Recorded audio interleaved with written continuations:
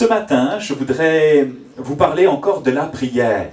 Alors, ça va faire un certain temps maintenant que nous parlons de la prière, n'est-ce pas? On va dire que, depuis janvier, le Seigneur a mis sur mon cœur de vous parler de la prière. Pourquoi? Parce que je crois passionnément et profondément que la prière est le socle inéluctable, qu'on ne peut pas rater, qu'il nous faut avoir dans notre vie, une vie de prière, pour avoir du fruit dans nos vies, pour voir Dieu agir, pour nous donner de grandir en lui et d'aller de victoire en victoire. Avec nos propres forces, nous ne pouvons pas faire grand-chose, mais lorsque nous nous abandonnons à lui, au travers de la prière, lorsque nous l'invoquons, lorsque nous entrons, nous l'avons étudié, dans notre chambre, dans le lieu secret, là où il se cache, prêt à nous parler, pour lui parler, pour le solliciter. Alors vous savez quoi? Il se fait une joie, c'est de venir répondre à nos prières et nous aider là où nous en avons besoin. Je suis un jeune papa, mon fils Timothée, notre fils avec Sandrine, qui, entre parenthèses, pour les personnes qui ne la connaissaient pas, et mon épouse, qui ne la connaissent pas, et mon épouse, nous sommes de jeunes parents. Et lorsque mon fils vient, proche de moi, et me dit « Papa, s'il te plaît, aide-moi ». Au City, lorsqu'il va jouer avec les amis, ça ne se passe pas toujours très très bien, et qu'il vient me chercher « Au secours, papa, s'il te plaît, les grands m'embêtent, ils m'ont pris mon ballon, nanani, nanana ». Que croyez-vous que je fais? Ta-ta-tam, ta-ta-ta-ta-tam. Super, papa est là, Timothée, t'inquiète pas. Je vais y aller, je vais te défendre, je vais prendre position pour toi, puis tu vas voir ce qu'ils vont voir. Je suis fâché, hein? Puis quand j'arrive devant les gamins, je dis, c'est que des gamins, c'est pas grave. Les gars, s'il vous plaît, essayez, il est petit, il a 8 ans et demi, soyez gentils. Je revais ma cape de papa sauveur. Mais je crois que c'est ce que Dieu veut faire pour nous. Revêtant comme ça sa cape de papa sauveur, de Dieu sauveur, pour venir à votre rencontre lorsque vous le priez, lorsque vous le louez, lorsque vous l'adorez, lorsque vous l'invoquez. Mais je dois vous avouer quand même, que la prière est un combat, n'est-ce pas? C'est le titre de mon message aujourd'hui. La prière est un véritable combat. Si nous aimons prier, si nous sentons parfois qu'il faut prier, le mot « faux », FAUT, c'est pas tant cela qu'il faut retenir. Si nous avons l'appel du Saint-Esprit quant à la prière, je crois que c'est bon d'y répondre, mais Jésus va dire à ses disciples, et on va le lire dans quelques instants dans Matthieu, que l'esprit est bien disposé, n'est-ce pas, mais la chair est tellement faible. Dans notre humanité, on est tellement occupé à vouloir faire d'autres choses qui nous font du bien, que de nous mettre à part dans la prière parce que ça coûte, n'est-ce pas? Mais c'est tellement bon, c'est tellement riche, tellement incroyable de se laisser conduire par le Seigneur dans le lieu qui est le lieu de la rencontre, de la prière, pour vivre des choses extraordinaires avec lui. Parfois, en quelques instants, lorsque je me mets en prière, je connecte, c'est rapide, je sens sa présence, et parfois c'est long, ça prend du temps, c'est un combat. Je vais vous inviter à ouvrir votre Bible, s'il vous plaît, dans l'évangile de Matthieu, chapitre 26 et au verset 36. Nous allons nous retrouver ensemble dans le jardin de Gethsémané pour vivre avec Jésus des émotions tellement intenses qu'il a vécues avec quelques de ses disciples. La prière pour lui a été un véritable combat, et la prière pour ses disciples, ça l'a été aussi. Mais vous allez voir qu'il y a des clés pour surmonter certaines épreuves, certains moments tragiques de nos vies, certaines angoisses, certaines frayeurs, certaines peurs. Et ce qui me rassure dans le texte que nous allons lire, c'est que Jésus, lui, les a traversés avant nous. Les ayant connus, les ayant traversés avant nous, sachant ce que cela nous fait, nous donne de ressentir, il est capable de venir nous aider d'autant plus qu'il l'a traversé. Est-ce que vous le croyez ce matin? Amen, amen, amen. À partir du verset 36, je fais la lecture pour vous. Il est écrit, Jésus alla avec eux dans un lieu appelé Gethsémané, c'est le jardin des Oliviers, et il dit aux disciples, asseyez-vous ici pendant que je m'éloignerai pour prier. Il prit avec lui Pierre et les 2 fils de Zébédée. Il commença à éprouver de la tristesse et des angoisses. Il leur dit alors, mon âme est triste jusqu'à la mort. Restez ici et veillez avec moi. Puis ayant fait quelques pas en avant, il se jeta sur sa face, pria ainsi, mon Père, s'il est possible que cette coupe s'éloigne de moi. Jésus réalise que dans peu de temps, il va donner sa vie pour toi et moi, et que cela va lui coûter tellement plus que cela.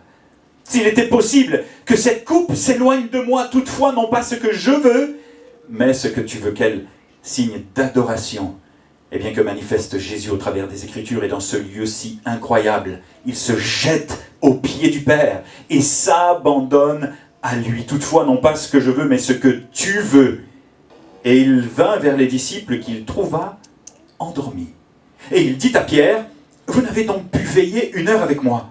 Veillez et priez, afin que vous ne tombiez pas dans la tentation. L'esprit est bien disposé, mais la chair est faible. » Il s'éloigna une seconde fois et pria ainsi, « Mon Père, s'il n'est pas possible que cette coupe s'éloigne de moi, sans que je la boive, que ta volonté soit faite. » Il revint et les trouva encore endormis, car leurs yeux étaient appesantis. Il les quitta et s'éloignant, il pria pour la 3e fois, répétant les mêmes paroles. Puis il alla vers ses disciples et il leur dit, « Vous dormez maintenant et vous vous reposez. Voici, l'heure est proche. Le Fils de l'homme est livré aux mains des pécheurs. Levez-vous. Allons, voici, celui qui me livre approche. » Quelle scène juste incroyable. On pourrait en avoir les quelques extraits sur l'écran. Ça n'en serait pas moins touchant. Et lorsque je lis ce genre de passage, je ne peux pas m'empêcher de me projeter. Je suis très très visuel comme bonhomme et j'aime visualiser, voir les choses. Et je peux, lorsque je lis ce texte, vivre toute l'intensité de l'émotion de Jésus, de ce qui se passe de tragique. C'est juste incroyable. Mais ce qui est d'autant plus incroyable, c'est que l'une des particularités de ce passage, le passage que nous venons de lire, révèle ou met en évidence qu'à l'image de Jésus, il n'y a parfois pas d'autre choix, vous en conviendrez avec moi, que de traverser nos épreuves seuls et abominablement seuls. Que ce soit dans le désert où il va affronter la tentation, le jardin où il va surmonter l'oppression, ou la croix où il va vaincre le péché, c'est seul que Jésus va le faire, en comptant uniquement sur la grâce et l'intervention de Dieu. Et je dois vous avouer, pour l'avoir expérimenté personnellement, que la solitude fait partie du lot de chacun, n'est-ce pas? La solitude fait partie du lot de chacun et c'est bien douloureux de traverser nos épreuves seuls. Parfois, lorsque l'on est entouré d'amis, de parents ou de proches face à nos peurs, nos tourments, nos angoisses, nos terreurs, nos épreuves, alors que plus personne, lorsque vient le soir et que je suis allongé sur mon lit et que je pleure, et que je suis triste moi aussi jusqu'à en mourir, et que quelque personne que ce soit ne peut rien, pour m'aider, pour intervenir, pour me soulager, je veux vous dire ce matin, de la part de Dieu, qu'il y en a un qui peut compatir à vos faiblesses, vous comprendre, vous protéger, vous secourir. C'est Jésus-Christ. Oh, vous pouvez dire Amen un peu plus fort que ça. Amen.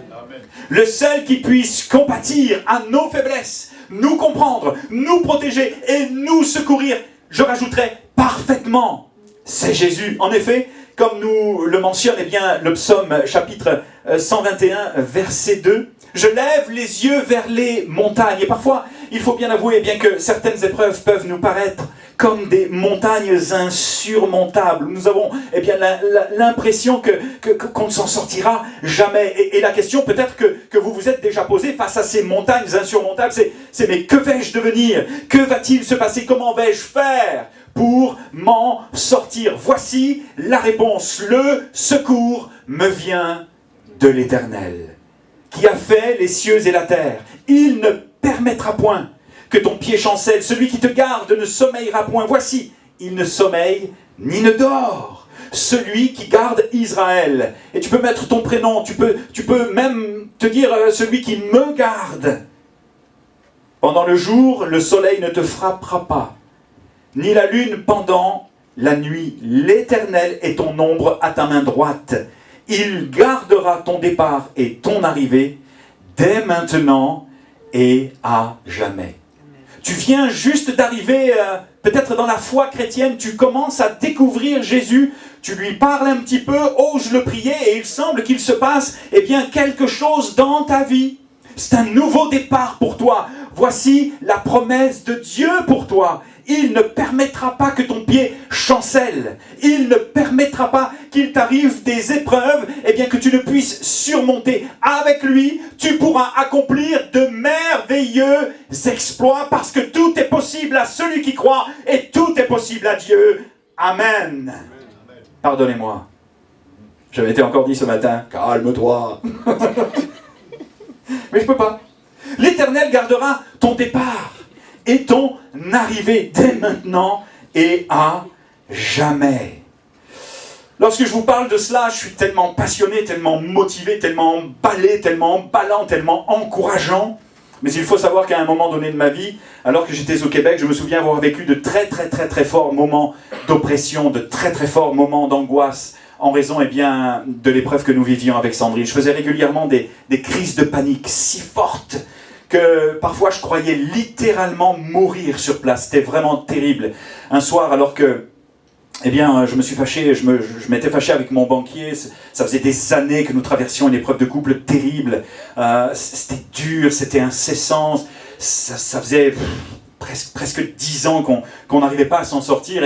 Et je me fâche avec mon banquier, je retiens ma colère. Le soir, je m'allonge et j'ai l'impression de mourir sur place dans mon lit, de me sentir absorbé, de traverser le matelas. Et comme j'étais hypocondriaque à l'époque, je sors de mon lit, je commence à tituber, j'ai mon cœur qui bat, j'ai l'impression que je vais mourir d'une crise cardiaque. Et plus j'ai l'impression que je vais mourir d'une crise cardiaque, plus mon cœur bat. Et plus mon cœur bat, plus je suis sûr que je vais mourir d'une crise cardiaque.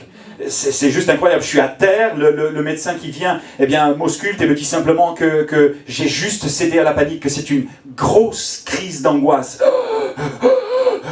Je ne pouvais plus respirer. Et lorsque, la nuit, pendant 5 ans, me venaient ces crises d'angoisse, ces crises de panique, je me levais, je disais rien à Sandrine, j'allais dans la cuisine, je mettais un sac plastique dans ma tête, ma tête dans un sac plastique, pardon.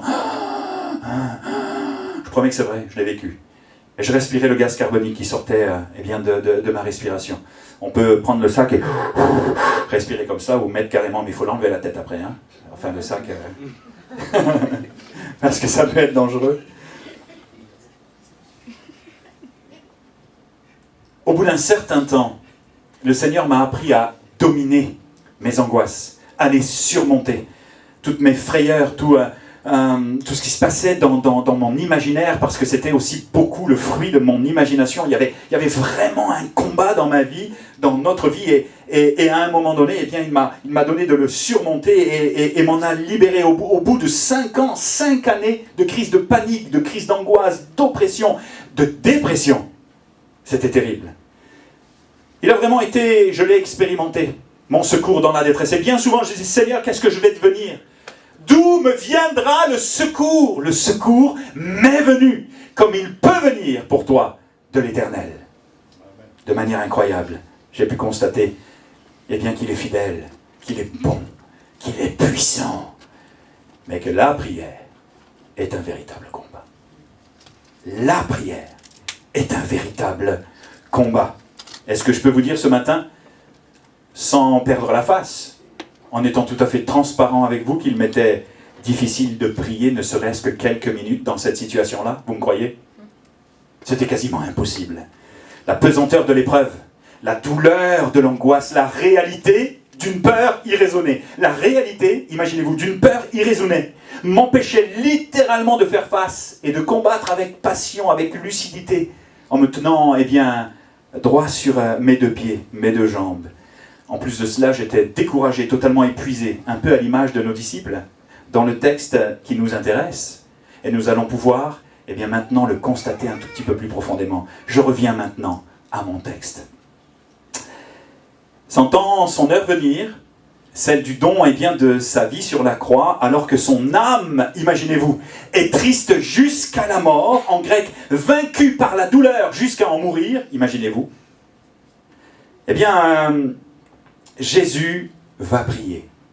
Mais il y a une pression dans le jardin de Gethsémani. Dans l'évangile de Luc, chapitre 22, versets 43 à 44, il est question de grumeaux de sang. Je ne l'ai pas lu pour vous, pour aller plus vite, vous pourrez le lire à la maison. De grumeaux de sang, tellement la pression est forte, qui vont couler le long de son front. Jésus ne va pas lâcher. Il va prier, tout en invitant ses amis, ses disciples, toujours dans l'évangile de Luc, par 2 fois, au verset 40 et 46, à veiller et à prier afin de ne pas tomber en tentation. Dans l'évangile de Matthieu, par 3 fois. Il va les retrouver endormis, alors qu'il agonise, alors qu'il n'en peut plus, alors qu'il a besoin d'être soutenu. C'est lui qui va s'approcher de ses disciples pour les relever, pour les encourager, pour les fortifier. C'est juste incroyable. C'est Jésus qui aurait mérité, à ce moment-là, d'être fortifié, soutenu, encouragé. Lâche pas Jésus, t'inquiète pas, on comprend. Même si on ne comprend pas, c'est pas grave, on est avec toi, on te soutient, on va avec toi dans le combat, on va prier pour toi. Non, par 3 fois, il les retrouve complètement endormis, fatigués, découragés. Et la question qu'il est intéressant de se poser est la suivante. Pourquoi ? Alors que c'est Jésus qui aurait mérité d'être soutenu et fortifié. Pourquoi c'est lui qui va inviter ses amis à veiller et à prier afin de ne pas entrer ou tomber dans la tentation, voire céder à la tentation? Comme je vous le disais, n'était-ce pas lui qui avait besoin d'être soutenu? Et puis au fond, si on y pense bien, de quelle tentation s'agit-il? Vous êtes-vous déjà posé la question? Il faut qu'ils connaissent votre Bible.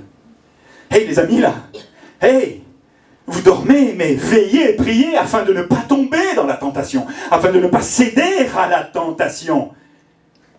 Hey, bougez-vous, réveillez-vous, sortez de votre torpeur. Il y a un combat spirituel en ce moment dans ce lieu, dans le lieu de Gethsémane. Je combats à la vie, à la mort. Réveillez-vous, levez-vous. Veillez et priez afin de ne pas tomber en tentation. Parce que dans ton jardin de Gethsémane, il y a aussi un combat. Et c'est la raison pour laquelle Jésus t'invite à veiller et à prier, afin de ne pas céder à la tentation. Mais de quelle tentation s'agit-il ce matin? Qui de mieux que Pierre finalement pour répondre à cette interrogation, n'est-ce pas? Il était avec 2 de ses amis, comme je le disais en introduction, et bien au moment de l'agonie de Jésus, il a assisté à tout. Et de cette scène, de ce passage, il va en tirer des leçons extraordinaires. C'est pourquoi il pourra écrire dans sa première épître, au chapitre 1 et au verset 5, comme l'ayant tiré lui-même d'une leçon de vie, soyez sobre. Tiens, on retrouve Pierre dans un tout autre état d'esprit, quelques années plus tard, alors que Jésus n'est plus là. Il se souvient de ce qu'il a vécu dans le jardin de Gethsémane. Quelle leçon de vie fabuleuse! Et parce qu'il a su en tirer le meilleur, voici ce qu'il écrit. Soyez sobres, les amis, alors que lui n'a pas été capable de le faire maintenant. Il exhorte ses amis à le faire et aujourd'hui, on le lit, on est bénéficiaire de son expérience, de ce qu'il a écrit sous l'inspiration du Saint-Esprit. Hey, soyez sobres, connexion, veillez et priez. Veillez, soyez sobres. Si on s'arrêtait là, déjà ça serait extraordinaire parce que sobre, éveillé nous ramène à soyez calme en grec et concentré en esprit. Alors que l'épreuve frappe, alors que tu es tenté, alors que tu as envie de lâcher, alors qu'il y a tellement de choses qui t'invitent à même abandonner Jésus, Pierre te dit, par l'entremise du Saint-Esprit, le Saint-Esprit veut graver dans ton cœur ce matin, de rester sobre, calme et concentré en esprit. Ça va? Je ne suis pas trop flamboyant? Pardon, hein? Ne vous laissez pas distraire. Restez concentrés. L'une des particularités des joueurs de tennis, de grands sportifs internationaux, c'est qu'ils restent concentrés sur leur objectif. Ils ont un objectif à atteindre et ils ne veulent en aucun cas se laisser perturber par quelque interférence que ce soit. Restez calme. Concentrés en esprit. Ne vous laissez pas distraire, soyez activement vigilants, sur vos gardes. Pourquoi? Parce que votre adversaire, le diable, rôde comme un lion rugissant, cherchant qui il dévorera. Et la notion de dévorer en grec, c'est accabler. Il l'a expérimenté dans le jardin de Gethsémane. Le diable est comme un lion rugissant, cherchant qui il va déchirer, cherchant qui il va détruire, cherchant qui il va briser. Mais vous, résistez-lui avec une foi ferme.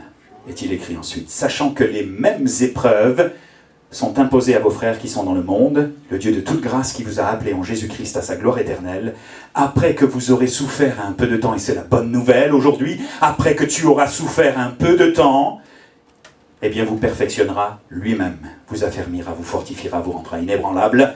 À lui soit la puissance au siècle des siècles. Amen. Le diable est comme un lion rugissant, cherchant qui il va accabler. Il cherche une opportunité pour t'accabler. Notez un détail important, les amis. Jésus, dans l'évangile de Matthieu, chapitre 26, 43, va revenir et il va encore les trouver endormis. Vous vous souvenez du passage que nous avons lu? Très intéressant. Et il est écrit, il les trouva endormis, car leurs yeux étaient, vous le relirez à la maison. Comment? Absolument. Et va appesanti. Et là, c'est très, très instructif. Parce que la racine grecque, écoutez-moi bien, du mot appesanti, nous ramène à, ça vous donnera rien que je vous le dise, mais je vous le dis, c'est pour un peu la frime. Ça va? Je peux Non, pas du tout, c'est pas du tout pour la frime. C'est juste pour vous dire que, eh bien, la racine grecque du mot appesanti nous ramène à barous ou paréo, ce qui signifie, entre autres, écoutez bien, il les trouva endormis car leurs yeux, attention, marquez la caméra, il les trouva endormis car leurs yeux étaient appesantis. Or, appesanti nous ramène en grec à accabler, douleur, fardeau, poids et difficulté. Ils sont dans le jardin de Gethsémané, ils sont accablés, endormis parce que leurs yeux étaient appesantis, endormis parce qu'ils vivent un accablement, une lourdeur, un fardeau, et croulent sous le poids de la difficulté et du combat alors que Jésus est en train d'agoniser. Il y a, sans l'ombre d'un doute, dans ce jardin, à ce moment-là, une lourdeur spirituelle, une atmosphère pesante, celle du, vous l'aurez compris, découragement, de l'accablement, de la tristesse, de l'angoisse que Jésus va combattre et vaincre seul, mais qui vont littéralement gagner le cœur des disciples. Veillez et priez afin de ne pas tomber en tentation. Imaginez un instant le contexte, voir leur maître qu'ils aiment agoniser à ce point, ressentir sa tristesse, sa détresse, sa douleur, sans ne savoir quoi faire, se sentir démuni et complètement inquiet face à la situation. Mais que se passe-t-il? Qu'est-ce qu'il est en train de vivre? On ne peut pas l'aider. Comment peut-on l'aider? En veillant et en priant. Ne sachant comment prier justement face aux longues heures qui défilent, qui s'égrènent, et sentir la pression du combat. Eh bien tout cela aura juste suffi à les anéantir. Et c'est finalement seul et dans la prière que Jésus va surmonter son oppression pour les retrouver encore une fois fatigués, épuisés et totalement endormis de tristesse dans Luc, tant ils sont accablés par ce qu'ils viennent de vivre. Tout à l'heure, je vous posais une question, mais de quelle tentation s'agit-il? Veillez et priez afin de ne pas céder à la tentation. Veillez et priez afin de ne pas tomber en tentation. Veillez et priez afin de ne pas succomber à la tentation. De quelle tentation s'agit-il? Vous seriez capable de me le dire maintenant? Si vous m'avez suivi? Allez, on y va. Dans les synagogues, c'est toujours un discours. Il y a des questions qui sont posées, et puis le rabbin y répond, et puis c'est toujours un échange. Alors aujourd'hui, on va tenter l'expérience. De quelle tentation s'agit-il? Vous avez le droit de me répondre. On n'a pas l'habitude, hein, mais je vous donne la possibilité de le faire. De quelle tentation s'agit-il dans le jardin de Gethsémané? Veillez et priez afin de ne pas céder, afin de ne pas tomber ou entrer en tentation. D'après vous? Abandonner. Mais oui. Mais oui, Abbas. Abandonner. Autre chose?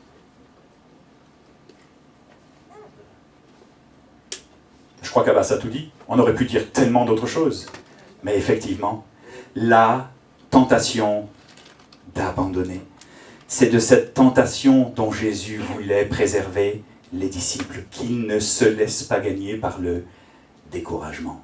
La tentation d'abandonner le combat, de se laisser submerger par la tristesse, la peine, l'incompréhension, l'épuisement, la fatigue et l'endormissement spirituel, sous-entendu l'accablement spirituel. Si j'arrêtais là mon message, ça serait déjà assez instructif. Jésus combat, il agonise, ses disciples sont endormis. Jésus veut les préserver de la tentation d'abandonner, la tentation de succomber, la tentation de céder à la tristesse, à la dépression, à l'oppression, à la peur, à l'angoisse. Ça serait déjà très instructif. Mais j'aimerais vous dire, si je devais ramener ce texte à notre situation d'aujourd'hui, ça serait instructif.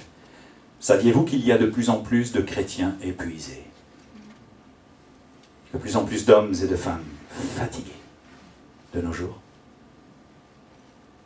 De plus en plus de croyants qui sont sur le point d'abandonner, de plus en plus de pasteurs dans le monde entier qui abdiquent.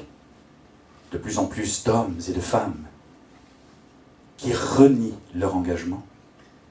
De plus en plus de couples qui sont brisés aujourd'hui en 2022. Et cela depuis des années, de plus en plus de croyants qui ne sont plus capables de faire face aux défis de la vie dans leur jardin de Gethsémané, qui sont en proie au burn-out. Il y a une fatigue extrême, qui se sont laissés gagner année après année par une sorte d'endormissement spirituel. Je fais quelques recherches par rapport à cela, par rapport au burn-out, par rapport à la dépression. Ce sont des choses aussi qui m'intéressent, par lesquelles je suis passé, et j'ai trouvé que les causes majeures du burn-out spirituel, ou de la fatigue, ou de l'épuisement spirituel, nous disent certains spécialistes, viennent entre autres de cette incapacité à surmonter nos difficultés, en ce qui a trait à notre passé, à notre enfance notamment. Cette incapacité à surmonter la tristesse, l'accablement, la déception, la désillusion, la déception ou la pression qu'engendrent nos épreuves et nos combats. Et on n'arrive tout simplement plus à faire face. Beaucoup de gens n'arrivent plus à faire face. La vie est tellement demandante. Et comme on dit au Québec, on en a trop dans notre assiette. Et dans le jardin de ma vie, et c'est à vous que Dieu parle ce matin, dans le jardin de votre vie, peut-être pas celui de la félicité et du bonheur, mais celui que vous traversez en ce moment, qui a trait à l'oppression, la pression, que ce soit au travail, au sein de votre propre famille, dans votre église, peut-être même ici, à Connexion, dans votre combat secret face au péché, il y a toujours un danger qui me guette, un danger qui vous guette, celui de vous faire grignoter, de me faire grignoter ma joie, et de me laisser gagner peu à peu, par un profond découragement, au point d'en vivre les effets au niveau d'un accablement certain. Un accablement dont il est question aujourd'hui. La perte d'un être cher, les problèmes de couple qui durent et qui durent encore, la maladie qui me frappe depuis tant d'années, les critiques incessantes dans l'église, dans ma famille et autres, auprès de mes amis, au boulot, la pression des objectifs professionnels à atteindre, ce sentiment d'inaccompli, de profonde solitude, les vieux fantômes du passé qui viennent me hanter, ce vide intérieur, les attaques spirituelles incessantes dont vous faites peut-être l'objet des incompréhensions de ce qui se passe aujourd'hui avec la guerre, avec le coronavirus. Est-ce que l'on va s'en sortir? D'où me viendra le secours? Autant de choses qui ont suffi à vous tourmenter, à vous accabler, à vous faire tourner en rond, à vous tirer vers le bas, pour vous voler votre paix. Il est comme un lion rugissant, cherchant qui il va dévorer ou accabler. Mais vous, veillez et priez, afin de ne pas tomber en tentation. La clé, ce ne sont pas juste les médicaments. La clé, ce n'est pas juste la médecine. La clé, c'est pas juste la science. La clé, c'est pas juste la fuite dans le boulot. La clé, c'est pas juste le sport. Je vise personne, hein. Je vous promets que je ne vise personne. C'était dans mon message et c'est quelque chose que j'avais écrit depuis longtemps et que j'ai révisé pour vous ce matin. La clé, c'est veiller et prier. Se jeter aux pieds de Jésus et apprendre à dépendre de lui. Je ne sais pas où vous en êtes aujourd'hui dans vos vies, mais ce que je sais, c'est que dans votre jardin de Gethsémané, il y a un appel de Dieu à ne pas céder à la panique, ni à l'irrationnel, dans tout ce qui peut se passer dans votre vie. Soyez sobre, nous dit l'épître de Pierre, calme et concentré en esprit, gardant les yeux fixés sur Jésus, le rémunérateur de ceux qui le cherchent. Je crois, alors que Marc va pouvoir revenir tranquillement, qu'il y a un appel de Dieu ce matin, vraiment dans votre jardin de Gethsémane, au sein de vos combats, de vos difficultés, à venir ou revenir, symboliquement vous jeter dans les bras de Dieu pour être fortifié.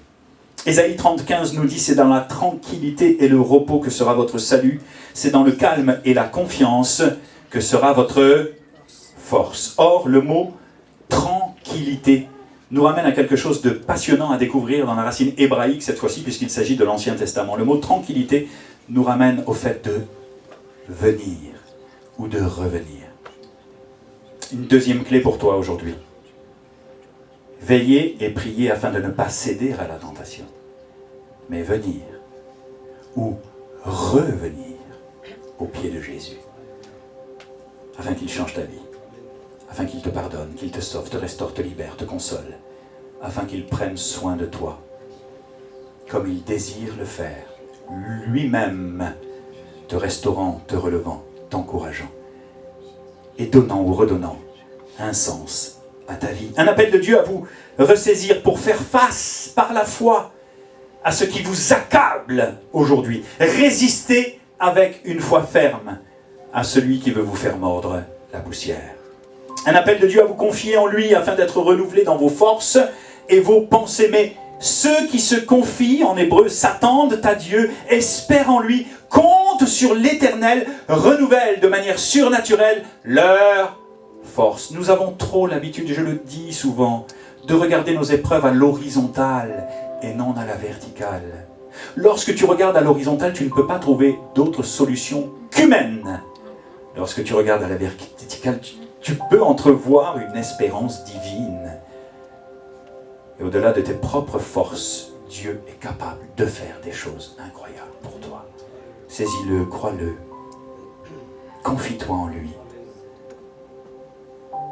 Accepte de t'en faire un ami, un confident. Accepte de le laisser gérer tes affaires. Jette-toi à ses pieds, comme disait Sandrine. Abandonne-lui ta vie. Et alors que tu vas le faire, tu vas découvrir une fidélité, un amour, un Dieu gentleman, tellement bon, tellement incroyable, tellement merveilleux. Il t'aime tellement. Un appel de Dieu à te confier en lui. Un appel de Dieu à te laisser transformer dans tes pensées, dans ton caractère, ton comportement, ton attitude.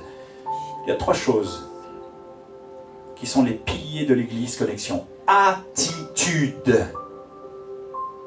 aptitude, affinité. Si les 3 sont réunis, alors on va pouvoir ensemble faire de grandes choses. Et c'est ce que Dieu te dit aussi pour toi.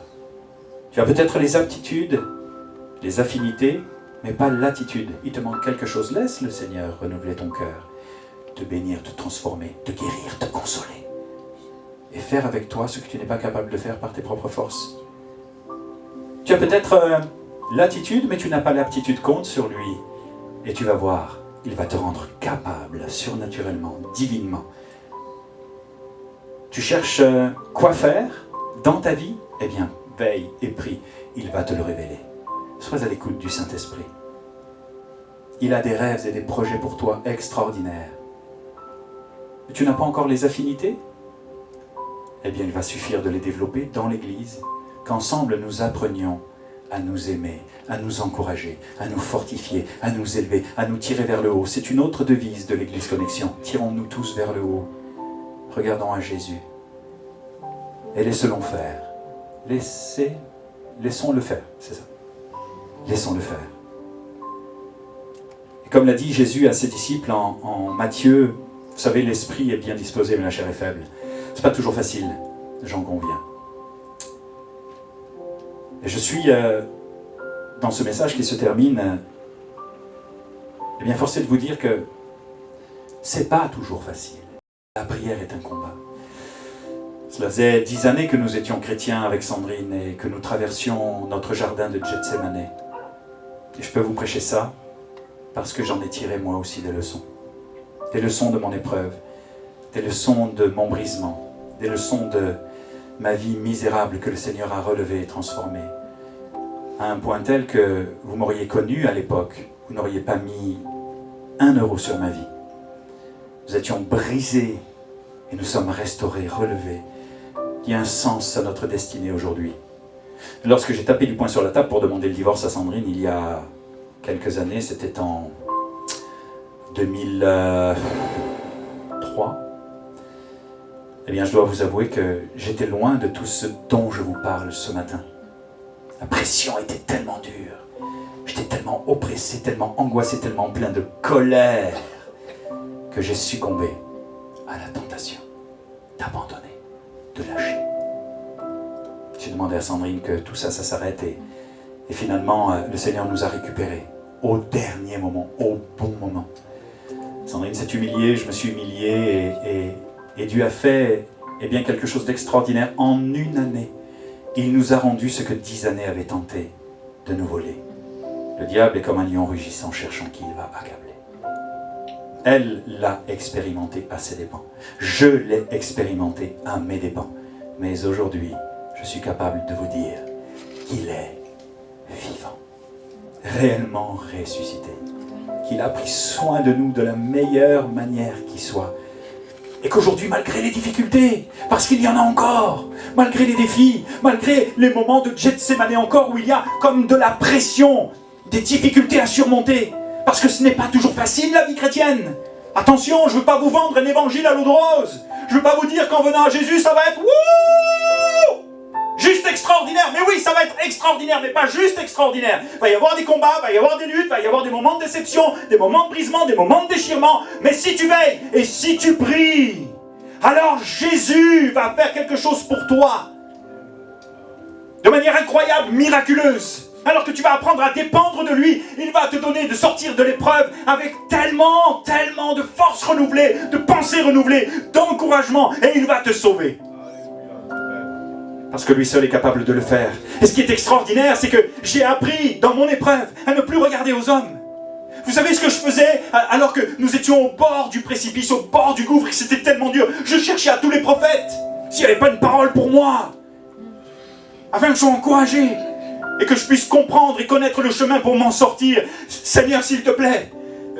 J'allais voir les pasteurs. À chaque fois qu'il y avait un prédicateur, je m'arrangeais discrètement pour être un peu les premiers. Tu sais, pour que le pasteur, il impose les mains là, comme s'il avait une sorte de pouvoir, de fluide. Et je m'attendais à quelque chose de l'homme. Bien franchement, je m'attendais à quelque chose de Dieu, mais au travers d'un homme. Ne t'attends jamais à quelque chose d'un homme. Attends-toi tout de Dieu. Passe de la dépendance des hommes à la dépendance de Dieu. C'est aussi un adage ici à l'église Connexion. On veut vous apprendre à connecter avec le Saint-Esprit, d'où Connexion, à connecter avec Jésus, celui qui est capable de libérer, de consoler, de délivrer, de fortifier, mieux que quiconque. On veut t'apprendre à connecter avec Dieu, parce qu'il est capable de te sauver, de pardonner tes péchés, et d'imprimer en toi les bénéfices de la vie éternelle. Veillez et priez, afin de ne pas tomber ou céder à la tentation, afin de ne pas abandonner dans vos engagements, dans votre foi, dans votre focus pour Jésus. Veillez et priez, afin de ne pas céder à la tentation des écrans, du divorce, de la fuite, de la malhonnêteté, de l'infidélité, du mensonge, du compromis, du conformisme, de l'égoïsme, de la colère et de la rancune. Veillez et priez. Encore une fois, et je termine avec cela, je ne sais pas ce que tu traverses. Mais ce que je sais, c'est que le Seigneur a prévu la solution pour toi. Alors fais-lui confiance ce matin. Ne promène pas des regards inquiets. Laisse-le faire. C'est long, ça tarde, t'inquiète pas, il a la solution. Vous savez, parfois, je dois vous avouer que je prie et qu'il n'y a pas de résultat. Ça vous arrive ? Ouais. Eh bien, vous savez quoi ? Je doute. Ben ouais. Ça m'arrive. Parfois, je demande des choses à Jésus depuis longtemps. Dans mon jardin de Gethsémane. Dans les moments que je traverse de difficiles. Dans mes combats seuls face à moi-même, où je suis découragé, moi aussi. Où j'ai parfois envie d'abandonner. J'ai envie de... Hey, c'est quoi cette vie-là, Seigneur ? C'est dur, parfois. Non seulement je doute, mais parfois j'ai peur. Et vous savez quoi? Mieux encore, je vous ouvre mon cœur aujourd'hui parce que je suis un pasteur, certes, mais pas mieux que vous. Parfois j'ai de la colère. Faites-moi un petit clignement des yeux là pour me dire si je suis pas seul là dans cette façon de réagir des fois là. C'est de la colère là? Pourquoi? Pourquoi t'agis pas? Pourquoi tu changes pas son caractère là, ce petit bonhomme de 8 ans et demi qui qu'on aime tellement mais qui a besoin de changer? Pourquoi tu réponds pas là quand je prie pour mon épouse qui souffre du dos et tu la guéris pas? Bon sang de bonsoir, je prêche l'évangile, je prêche que tu es vivant, je prêche que tu es ressuscité. Je suis pas en train de parler à Dieu, hein. Je suis en train de me remettre en question devant vous et de vous expliquer, enfin je me remets pas en question, je me suis déjà remis en question, mais je suis en train de vous expliquer que parfois je suis faillible dans mon jardin de Gethsémane. Que moi aussi, face à l'oppression, face au doute, face à la pression, je peux vivre une sorte d'accablement et d'endormissement spirituel. Mais j'ai appris quelque chose. C'est à lui faire confiance. C'est pas facile. Parce qu'on voit pas. On n'entend pas. On vit par la foi. La foi, c'est un mystère. J'avais pas prévu de vous dire tout ça, hein. Mais je me laisse conduire. C'est pas facile. Mais au fond, à chaque fois que je me décourage, c'est à chaque fois que je regarde à l'horizontale. Et puis quand je commence à regarder à la verticale, je me dis, Seigneur, tu es Dieu. Et je respecte ton timing, ta volonté. Tu le fais? Waouh! Tu le fais pas? Waouh! Parce que tu as un plan. Je sais pas tout, je connais pas tout, mais tu es Dieu et je refuse de te remettre en cause, de te remettre en question. Parce que je n'ai pas obtenu ce que je croyais être légitime dans ma vie. Je sais pas où je vais là. Là, dans ce que je vous dis, je sais pas pourquoi je le dis. Mais c'est peut-être parce que tu as besoin de l'entendre. Ne conteste pas. Abandonne-toi. Laisse-le faire. Tu comprends pas tout? T'inquiète pas. Il t'aime. Il prend soin de toi. Et petit à petit, sur le chemin de ta vie, cheminant avec toi, il va te révéler les choses. Il va les faire, les choses. Peut-être pas à ta manière, mais à sa manière. Prions ensemble.